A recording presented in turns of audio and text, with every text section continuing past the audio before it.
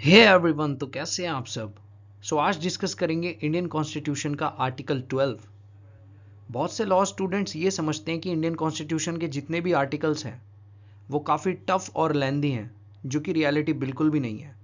अगर आप इन आर्टिकल्स को ध्यान से पढ़ें, इनकी लैंग्वेज ध्यान से समझें, तो आपके सॉल्यूशन आपको इनकी लैंग्वेज पढ़ने में ही पता लग जाएंगे। आज पर्टिकुलरली बात करेंगे कि आर्टिकल 12 बात किस बारे में करता है और ये है क्या चीज़। आर्टिकल 12 मेनली डील करता है स्टेट के कॉन्सेप्ट से। ये सिंपली हमें ये बताता है कि कौन सी चीज़ें स्टेट होंगी, कौन सी बॉडीज स्टेट होंगी। हम जान सकते हैं कि कौन सी चीज़ें स्टेट होंगी। अब आप ये बोलेंगे कि हमें ये जानना ज़रूरी क्यों है। बिल्कुल ज़रूरी है। फॉर एग्जाम्पल, अगर एक पर्सन है, उसके फंडामेंटल राइट्स का इन्फ्रिंजमेंट होता है, तो ऑब्वियस सी बात है वो स्यू करेगा स्टेट को। लेकिन हमें उसके लिए ये तो पता होना चाहिए कि कौन सी चीज़ें स्टेट डिक्लेयर होंगी, कौन सी चीज़ें हैं वो जो स्टेट कहलाएंगी, कौन सी बॉडीज हैं ऐसी। आर्टिकल 12 अप्लाई होता है part 3 and part 4 of the constitution and not the entire constitution. According to article 12 ये कुछ चीज़ें हैं, कुछ ऐसी बॉडीज हैं जो कि स्टेट डिक्लेयर होंगी। First, government and parliament of India. Second, government and legislature of the state. Third, local authorities. Fourth, other authorities. Fifth, under the control of the government of India. पहले की दो चीज़ें जो हैं, government and parliament of India and government and legislature of the state, वो तो बिना article 12 के भी बताई जा सकती हैं कि वो चीज़ें स्टेट डिक्लेयर होंगी। लेकिन थर्ड पॉइंट से हमें ये पता लगाने की ज़रूरत है कि कौन सी चीज़ें स्टेट डिक्लेयर होंगी इन बॉडीज़ में। Local authorities, other authorities and under the control of government of India. इन तीन चीज़ों को आज डिटेल में जानेंगे। Local authorities. अब जानते हैं लोकल अथॉरिटीज़ कहते किन्हें हैं।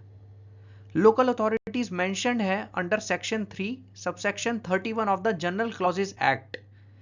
लोकल अथॉरिटीज ऐसी अथॉरिटीज होती हैं जो कि लोकल सेल्फ गवर्निंग बॉडीज होती हैं और जो खुद के बायलॉज बनाती हैं। इनके कुछ एग्जाम्पल हैं, जैसा कि district boards, village panchayats, municipalities, जो कि आते हैं under the category of local authorities. और ये जो लोकल अथॉरिटीज हैं ये डिक्लेयर्ड होती हैं एज अ स्टेट। अब बात करेंगे ऐसे कॉन्सेप्ट के बारे में जो अपने आप में काफी वाइड है, अदर अथॉरिटीज। हम समझेंगे अदर अथॉरिटीज कहते किन्हें। ये कुछ ऐसी अथॉरिटीज होती हैं जो कि एंश्योर करती हैं financial control from the government.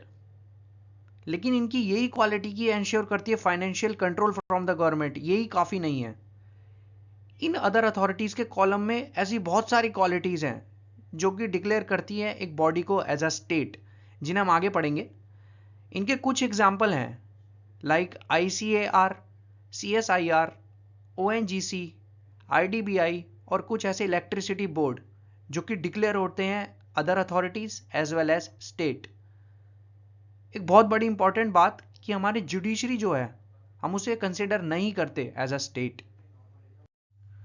अब बात करेंगे उन केसेस के बारे में जिनकी मदद से हम ये इंश्योर कर पाएंगे कि एक बॉडी में ऐसी कौन सी क्वालिटीज होनी चाहिए जिसके बेसिस पे वो डिक्लेयर्ड होगी as other authorities and also as a state. इसका जो फर्स्ट केस है वो है Sukhdev versus Bhagat Ram, which is one of the most important cases.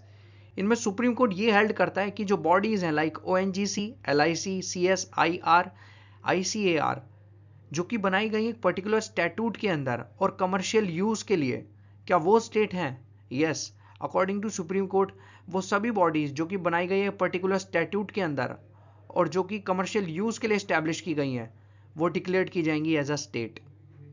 Second case जो है RD Shetty versus international airport authority 1979। इसमें जो इंटरनेशनल एयरपोर्ट अथॉरिटी है वो इनकॉर्पोरेट हुई है अंडर एयरपोर्ट अथॉरिटी एक्ट। वो इनवाइट करती है कुछ टेंडर्स के लिए और RD शेट्टी उन टेंडर्स में अप्लाई करते हैं, लेकिन कुछ डिस्क्रिमिनेटरी रीजंस की वजह से RD शेट्टी का जो टेंडर है वो रिजेक्ट हो जाता है। तो वो स्यू करते हैं इंटरनेशनल एयरपोर्ट अथॉरिटी को for the infringement of his fundamental rights. ये केस इसलिए भी इंपॉर्टेंट है क्योंकि इसमें सुप्रीम कोर्ट ने दो ऐसी गाइडलाइंस दी हैं कि अगर कोई भी बॉडी उन दो गाइडलाइंस को सेटिस्फाई करती है तो वो डिक्लेयर हो जाएगी as other authority and also as a state. सबसे पहली guideline, usual degree of control. अगर कोई भी बॉडी है अगर गवर्नमेंट का किसी भी बॉडी पे यूजुअल डिग्री ऑफ कंट्रोल है तो वो बॉडी है वो डिक्लेयर हो जाएगी as authorities and also as a state. Second, अगर गवर्नमेंट का किसी भी बॉडी पे एक्स्ट्रा ऑर्डिनरी फाइनेंशियल असिस्टेंस है तो वो बॉडी भी डिक्लेयर हो जाएगी एज अ स्टेट। सो अब आते हैं उस केस पे जो इस कॉन्टेक्स्ट के पर्सपेक्टिव को लेके एक काफी मेजर रोल प्ले करता है इन डिक्लेयरिंग एनी इंस्टीट्यूशन और organization as a state. Ajay Hasia versus Khalid Mujib 1981। ये केस मोस्ट इंपॉर्टेंट केस इसलिए भी है क्योंकि हमें कुछ डिटरमाइनिंग टेस्ट प्रोवाइड करता है जिसके बेसिस पे कोई भी बॉडी स्टेट डिक्लेयर हो सकती है या नहीं हो सकती। सो इसका जो फर्स्ट डिटरमाइनिंग टेस्ट है that is entire share capital held by government. अगर किसी भी बॉडी का एंटायर शेयर कैपिटल है which is held by government, so उस केस में वो बॉडी डिक्लेयर हो जाएगी as a state. Second, financial assistance.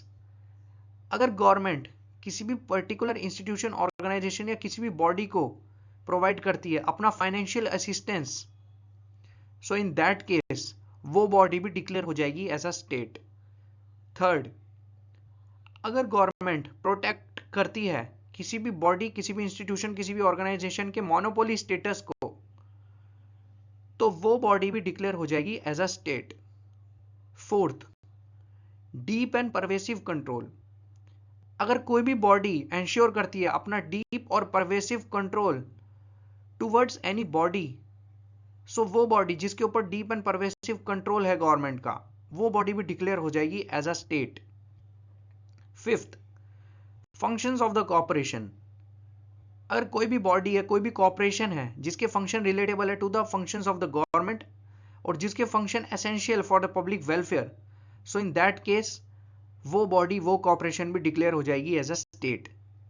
And last but not the least, a department of government transfer to a corporation.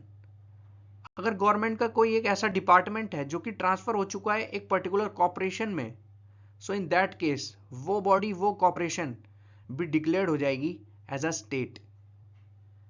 सो इस video में हमने यही समझा कि आर्टिकल 12 मेनली बात करता है कि स्टेट है क्या चीज, कौन कौन सी बॉडीज डिक्लेयर होंगी एज अ स्टेट। सो मुझे उम्मीद है आपके डाउट्स क्लियर हुए होंगे। वीडियो अच्छी लगे तो लाइक कीजिए, चैनल को सब्सक्राइब कीजिए। Have a great day.